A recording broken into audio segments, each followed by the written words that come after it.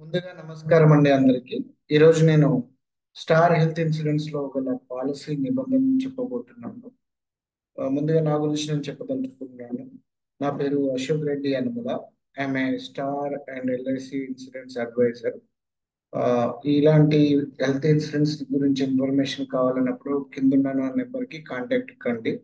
And one more, ఈరోజు topic ఏంటంటే star health insurance లో ఎలాంటి పాలసీ నిబంధనలు ఉన్నాయి. ఏ ఏ కంపెనీ అయినా, ఏ ఇన్సూరెన్స్ కంపెనీ అయినా కొన్ని టర్మ్స్ అండ్ కండిషన్స్ మీద రన్ అవుతుంది. అలాగే స్టార్ హెల్త్ ఇన్సూరెన్స్ కూడా కొన్ని కండిషన్స్, నిబంధనల మీద రన్ అవుతుంది. ఆ నిబంధనలు ఏంటి అనేది మనం తెలుసుకుందామండి. ఫస్ట్, మనం పాలసీ తీసుకున్న వెంటనే అన్ని కవరేజ్ కావండి.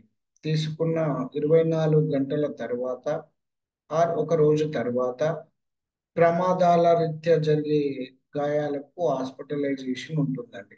అంటే పాము గడిచిన, కుక్క గడిచిన, కోతి గడిచిన, కరెంట్ షాక్ కొట్టినా, రోడ్డు మీద పడ్డా, యాక్సిడెంట్ అయినా, మనల్ని ఎవరైనా అటాక్ చేసినప్పుడు గాయపడ్డా, అంటే యాక్సిడెంటల్ గా ఏ ప్రాబ్లం జరిగినా అది మనం పాలసీ తీసుకున్న 24 గంటల తర్వాత అప్లికేబుల్ అవుతుంది. ఇది ఫస్ట్ కండిషన్. సెకండ్ ఏంటంటే, ఇక 30 రోజుల వరకు ఓన్లీ యాక్సిడెంటల్ కవరేజే ఉంటుంది. 30 రోజుల తర్వాత, పాలసీ తీసుకున్న 30 రోజుల తర్వాత ఏమేం కవర్ అవుతాయి అంటే, 24 గంటల్లో కడుపు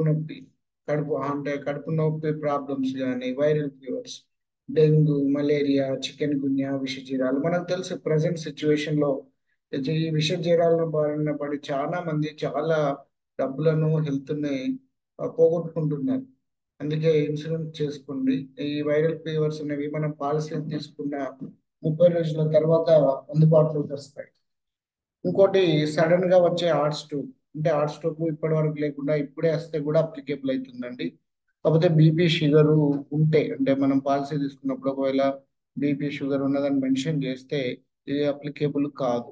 బీపీ షుగర్ లేకుండా సడన్ గా హార్ట్ స్ట్రోక్ వచ్చిన వాళ్ళకు మనకు స్టార్ హెల్త్ ఇన్సూరెన్స్ కవరేజ్ ఉంటుంది. నెక్స్ట్, సడన్ గా వచ్చే బ్రెయిన్ స్ట్రోక్ కానీ ఇది కూడా కవరేజ్ అవుతుంది. ఇది కూడా బీపీ షుగర్ ఉండకూడదండి. ఆయుష్ చికిత్సలు కూడా మనకు 30 రోజుల తర్వాత, పాలసీ తీసుకున్న 30 రోజుల తర్వాత అందుబాటులోకి వస్తాయండి.